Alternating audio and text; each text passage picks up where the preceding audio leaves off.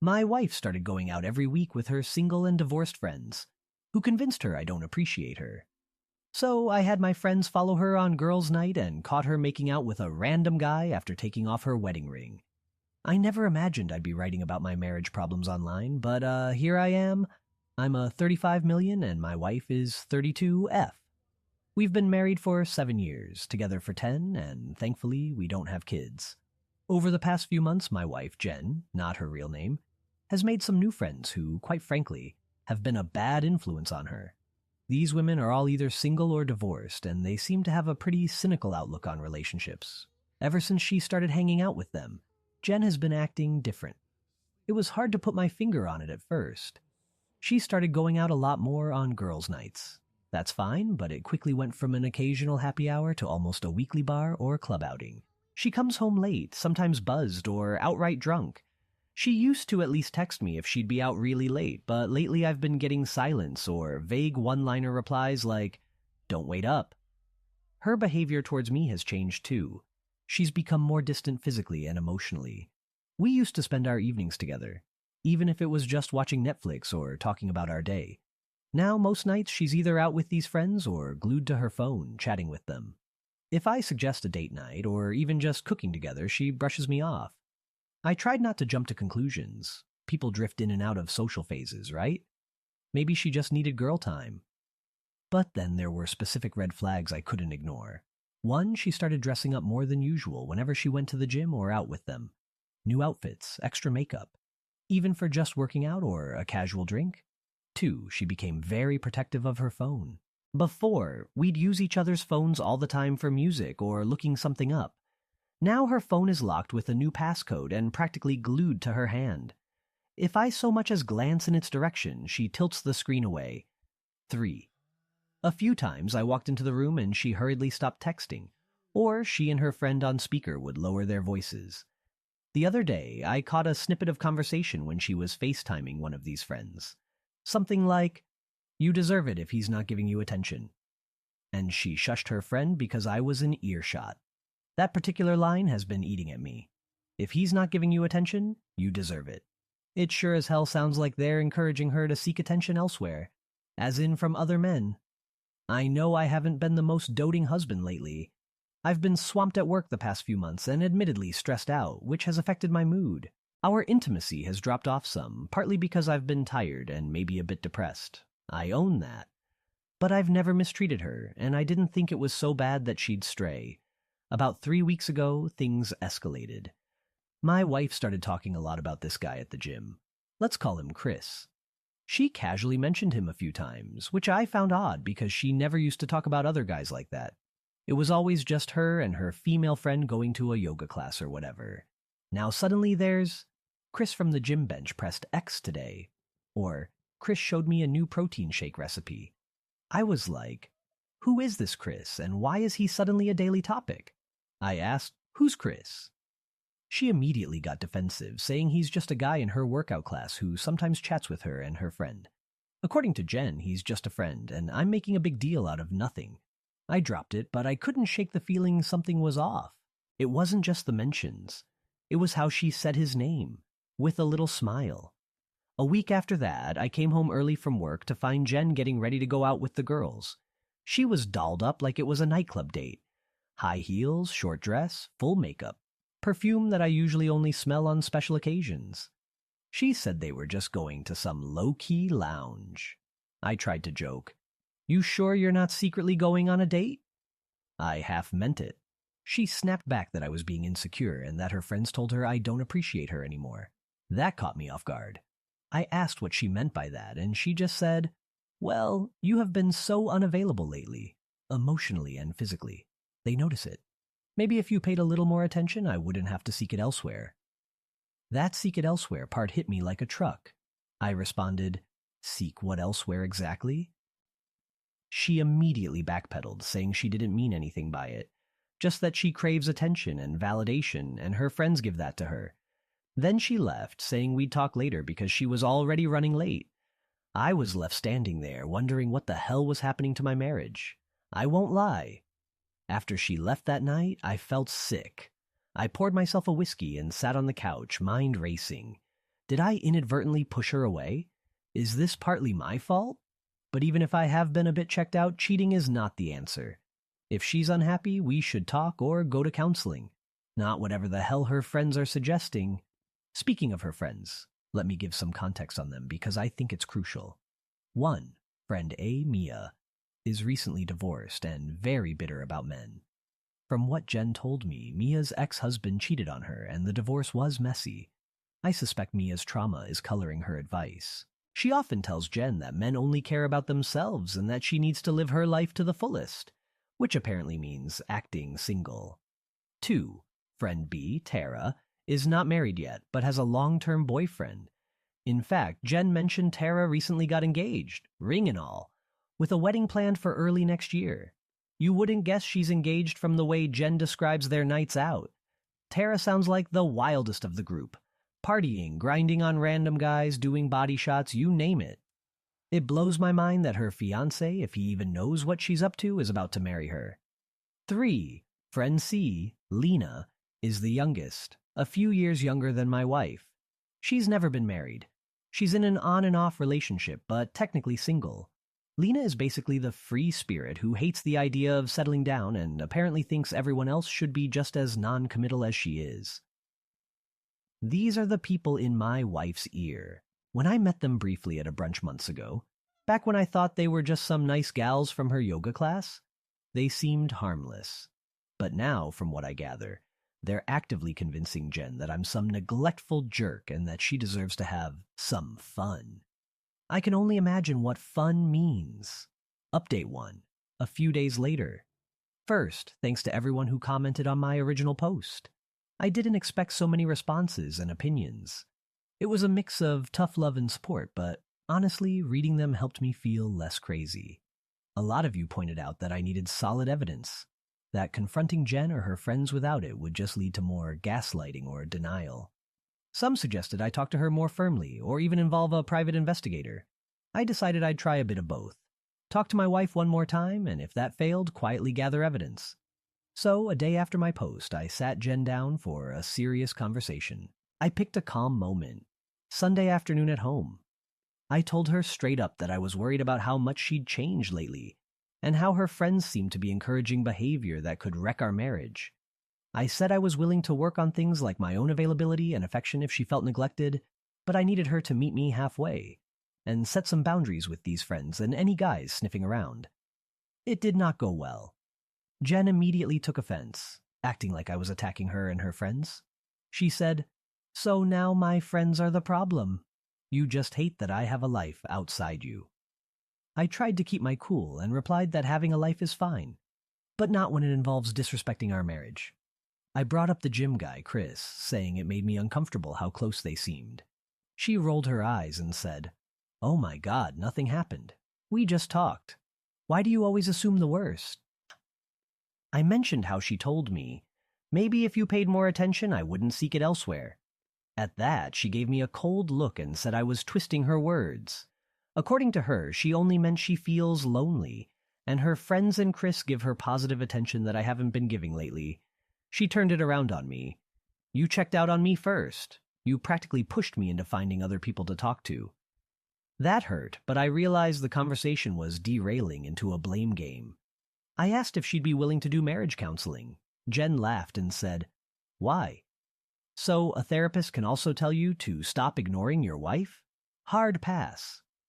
At this point, I was both angry and getting desperate.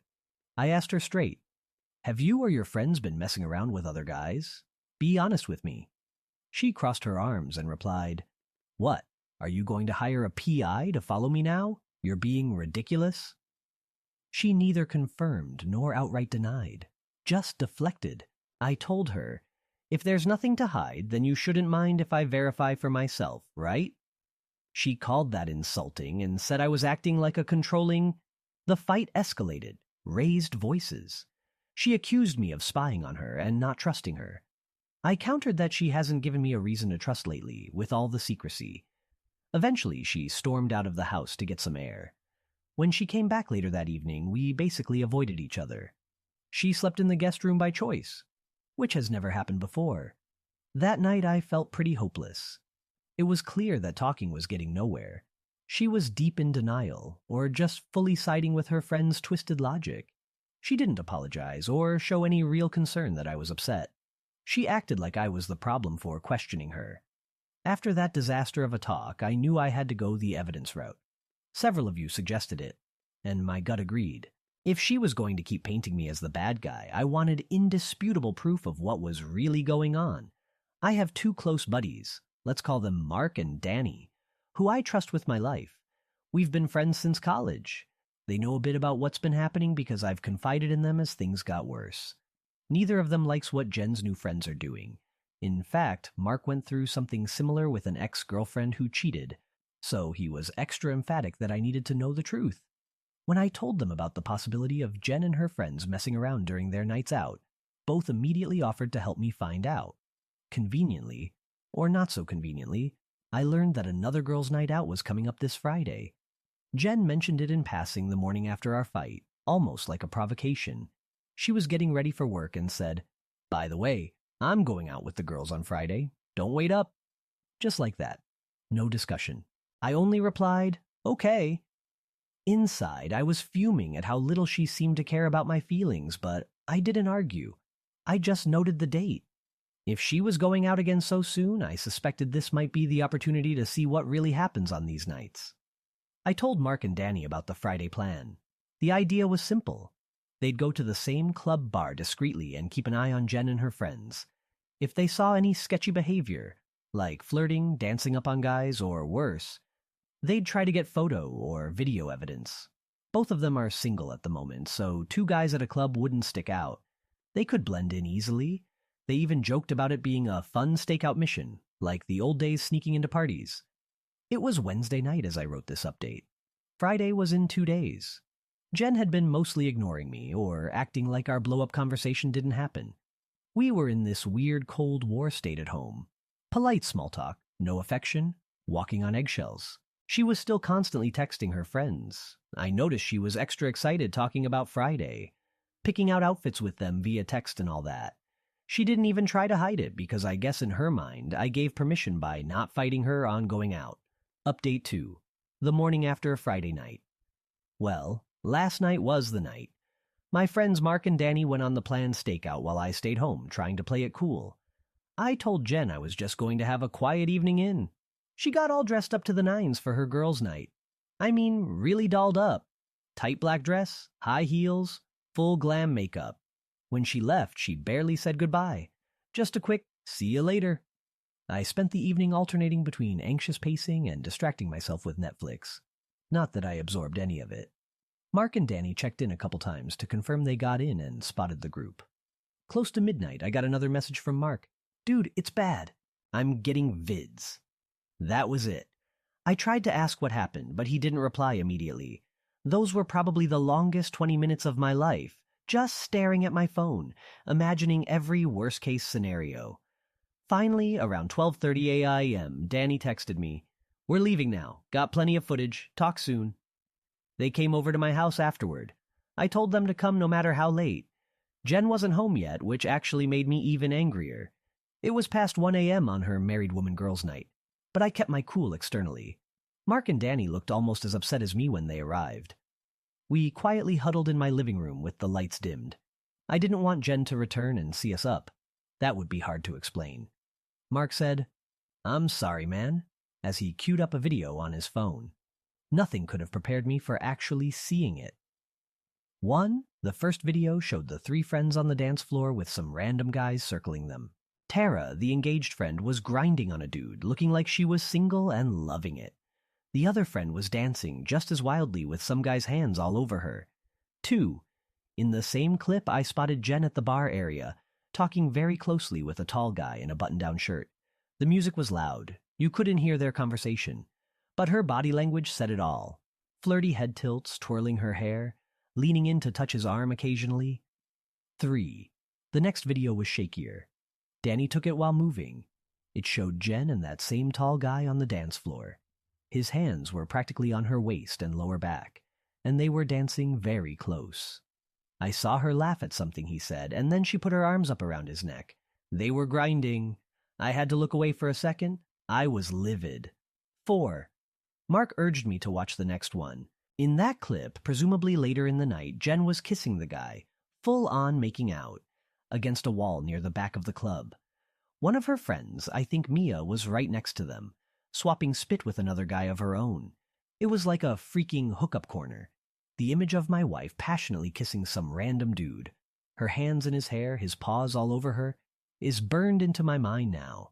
At this point, I realized I was clenching my jaw so hard it hurt. I just asked, did she leave with him? Part of me feared they'd say yes, meaning she possibly went and slept with the guy. Danny quickly said, no, we made sure to see. She didn't leave with that guy. He left with his buddies eventually. Your wife stayed with her friends till closing. She still cheated. The kissing alone is a huge betrayal. But at least she didn't go home with him for a full-blown one-night stand, as far as we know. However, her friends did not show the same restraint. One Tara, the engaged one, absolutely left with a guy. They captured footage of her making out with some bearded dude at the bar, and later saw her walking out the door hand in hand with him around 1 a.m. The implication is clear. 2. Mia, the divorced friend, was seen sloppily kissing some young guy on the dance floor. She was extremely drunk by the looks of it. Mark said she and that guy disappeared toward the bathrooms together. They didn't film inside, obviously, but I'll let your imagination fill that gap. She eventually rejoined Jen later. One detail that really hit me. In one video, Mark zoomed in and you can clearly see Jen's wedding ring is off. She had it on when she left home. I noticed her hands when she was getting ready. In the club footage, her ring finger was bare. I have no idea if she took it off when she was out or kept it in her purse the whole time. But either way, seeing my wife with no ring, acting single, broke something in me. We wrapped up around 2 a.m. I thanked Mark and Danny for doing this. They were supportive, giving me the whole, we've got your back, whatever you need talk. Before leaving, Mark looked me in the eye and said, whatever you decide to do, you're not wrong here. She crossed the line. Man, it meant a lot to hear that from a friend because my mind was spinning in 1,000 directions. Shortly after they left, Jen stumbled home. It was about 2:30 a.m. I was awake, but I pretended to be asleep in our bed. I couldn't bear to look at her or talk to her right then. I was afraid I'd explode. She took a quick shower, then slipped into bed. I stayed as still as possible as she fell asleep next to me like nothing was wrong. The audacity. It took all my self-control not to confront her on the spot. So here I am on Saturday morning, typing this while Jen is still asleep. She probably thinks everything is fine, or that I'm still just sulking from our fight. Little does she know I have video evidence of her infidelity sitting on my phone. Evidence of not just her, but all her friends acting like complete trash. The next steps? I haven't confronted Jen yet. I'm still deciding how to go about it. One thing I know for sure, those other guys, like Tara's fiancé, have to be told. They deserve to know they're with cheaters, just like I deserve to know about my wife. I plan to share the evidence with them as soon as I can, probably anonymously. As for my own marriage, after seeing all that, I don't see any way back. I haven't said divorce out loud yet, but trust is destroyed. The woman I saw in those videos is not someone I can continue with. Update 348 hours later. A lot has happened. I spent the rest of the weekend gathering myself and preparing for the fallout. On Sunday, I compiled the clearest video clips and some screenshots from Friday night. By Sunday evening, I decided to quietly send them to the significant others of Tara and Mia. I managed to get a contact for Tara's fiancé. Let's call him Nick. I remembered his last name and found him on Facebook, then got an email from there. I also recalled that Mia had a steady boyfriend. Jen had mentioned a guy named Rob a couple of times as Mia's new man. Sure enough, Mia's Facebook lists her in a relationship with a Rob, last name. So I got his info too. I sent each of them a brief anonymous message from a throwaway email account. I basically said, I'm sorry to be the bearer of this, but you need to know. The attached video was taken on Friday night, date time at club name. Your fiancé, girlfriend is in it, engaging in inappropriate behavior. I thought you should know before you make any big decisions. I have more footage if you need. A concerned friend. I didn't sign my name, but I figured if they mentioned it to their partners, the girls would immediately suspect me anyway. At that point, I honestly didn't care about hiding my involvement. By Monday morning, I got confirmation that the messages were received, though not directly. Nick, Tara's fiancé, actually replied, asking for more context and who I was. I didn't give my identity, but I did confirm I was someone who knew the girls and didn't want him to marry without knowing what Tara does on her nights out. I sent him an additional short clip of Tara Frenching that random guy. He went silent after that. Meanwhile, I didn't hear back from Rob, Mia's boyfriend, but I assume he got the email too. The real fallout became apparent a bit later. Around noon Monday, Tara blew up Jen's phone with furious messages about me, calling me every name in the book and blaming me for ruining her life. Later, I got a text from a number I suspect was Rob, Mia's boyfriend, simply saying, "Thanks for letting me know." I'd say that means he broke up with her. The fallout was swift. Nick kicked Tara out, and their engagement and upcoming wedding are off. Mia is now likely single too, after that text from Rob. Lena didn't have a partner, but needless to say, the friend group is in shambles. They all pretty much know it was me who exposed them. Meanwhile, Jen figured out pretty quickly that something was very wrong from the flurry of calls and messages among her friends. She left work early on Monday and burst into the house, demanding to know if I was behind the video sent to Nick. I admitted that I was, telling her that Nick deserved to know his fiancée was cheating, just like I deserve to know if my own wife is cheating. Jen just stared at me in shock for a moment, then began sputtering excuses, but I told her we needed to have a real, honest talk right now. When we sat down in the living room, she immediately started sobbing. She kept saying things like, "I'm so sorry. It only happened once, I swear." She claimed the pressure from her friends, and her frustration with our marriage led her to this stupid mistake. I stayed pretty calm and let her talk. She confessed that, yes, she kissed the guy at the club and maybe flirted a little before that, but insisted she never slept with anyone. According to her, it was just drunken attention-seeking and it meant nothing. She kept saying it was the first and last time, and she'd been about to stop on her own. I asked her, "What about the texting with Chris from the gym? What about all those nights out before? Was Friday really the first time something happened? Or just the first time I caught you?" She claimed nothing physical happened until that night, but admitted she'd been talking with Chris for a while because she liked the attention. She swore they never even kissed and that it was just an ego boost. Believe that or not, it doesn't really matter now. I then brought up how she took off her wedding ring to appear single. Jen cried harder and said her friends told her it was part of the game to not scare off guys. So she knew exactly what she was doing from the start. She said she felt guilty and put the ring back on as soon as she was in the cab home. Like that somehow makes it better. I told her point blank that our marriage is done. "You didn't just make a mistake," I said. "You made a series of choices. You lied to me, badmouthed me to your friends, sought out another man's attention, and then you cheated. You knew what you were doing, and you did it anyway." She just kept sobbing that she was lonely, that I hadn't been there for her emotionally, and her friends convinced her I didn't care. At that, I did raise my voice. I said something like, "Maybe I was distant sometimes, but you never seriously talked to me about it. You chose to betray me instead. That's on you." She could only cry and say, "I know I was wrong." She then pleaded through tears, asking if I'm really going to throw away 10 years over one stupid drunken night. That made me scoff. "I'm not the one who threw away 10 years. You did that when you made out with another man," I replied. "And it wasn't even just one night. It was weeks of lying and sneaking around leading up to it." She kept saying she was an idiot, that she fell in with a bad crowd but never stopped loving me. I told her that regardless, she already broke our marriage, and my feelings for her will never be the same. Eventually, she realized I wasn't budging. I told her to pack a bag and go stay with someone else for now. Maybe one of those friends, if any of them will even take her in. I need space, and I don't want her here right now. I've made it clear I'll be contacting a lawyer to start the divorce process immediately. We haven't gotten into details of splitting things, but thankfully it should be simple. No kids, we rent, separate finances. I told her I want this done as quickly and cleanly as possible. She didn't argue with that. So that's that. I'm sitting here on the couch, drained. I know the truth, as awful as it is. And I've made my decision. For what it's worth, Jen is going to stay at her parents' place for now. She only told them we're having problems. I'm sure the full story will come out eventually. As for her friend group, I suspect it's effectively destroyed. They're all dealing with the fallout of their own actions, and none of them have much sympathy for each other right now. I'll be okay. I have great friends like Mark and Danny supporting me, and my family as well.